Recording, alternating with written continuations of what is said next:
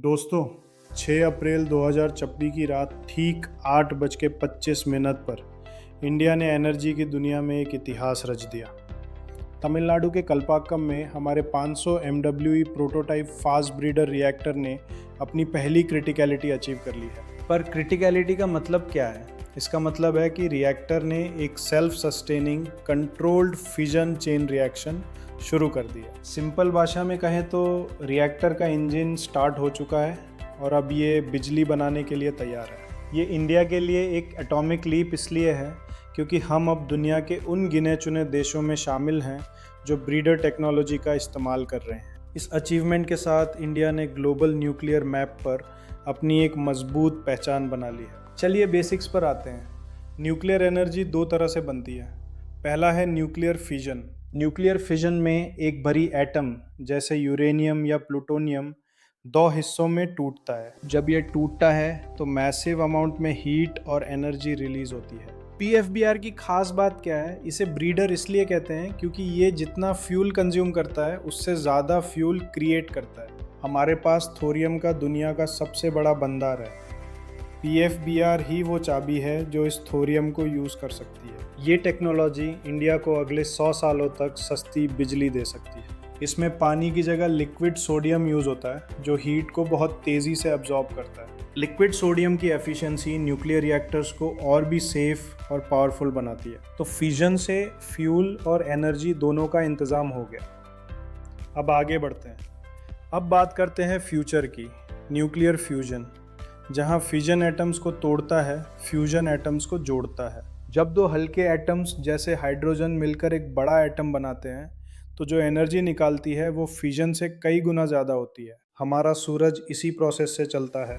Fusion ही सन की energy का राज है। ये प्रोसेस क्लीन और सेफ है।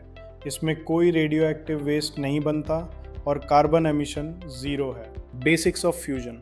इसका सबसे बड़ा चैलेंज है कि हमें धरती पर 150 मिलियन डिग्रीज का टेम्परेचर चाहिए होता है। इतनी गर्मी को कंट्रोल करना ही फ्यूजन टेक्नोलॉजी की सबसे बड़ी रुकावट है। इंडिया ईटर जैसे इंटरनेशनल प्रोजेक्ट्स के साथ मिलकर इस टेक्नोलॉजी पर काम कर रहा है ताकि एक दिन हमें अनलिमिटेड क्लीन एनर्जी मिल सके और हमारी एनर्जी डिपेंडेंसी ख़त्म हो। दोस्तों, ये न्यूज़ और इनके साइंटिफिक बेसिक्स आपके एग्जाम्स के लिए बहुत ज़रूरी है। साइंस एंड टेक सेक्शन में आपसे सोडियम कूलेंट, थोरियम साइकिल और फ्यूजन वर्सेस फिजन पर सवाल पूछे जा सकते हैं। इन सभी कॉन्सेप्ट्स को डिटेल में और आसान भाषा में पढ़ने के लिए आपको भटकने की ज़रूरत नहीं है।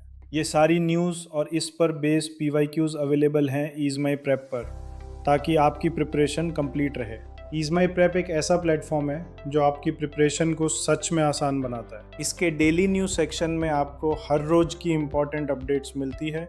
बाइलिंगुअल न्यूज़, हिंदी और इंग्लिश दोनों भाषाओं में कंटेंट मिलेगा ताकि लैंग्वेज कभी रुकावट ना बने। मल्टी प्लेटफॉर्म एक्सेस, चाहे आप एंड्रॉयड, iOS, वेब या विंडोज़ ऐप यूज़ करें, आप कहीं भी पढ़ सकते हैं। एग्ज़ाम रेडी, हर न्यूज़ के साथ प्रीलिम्स और मेंस के क्वेश्चंस और उनकी डिटेल्ड एक्सप्लेनेशंस दी गई है।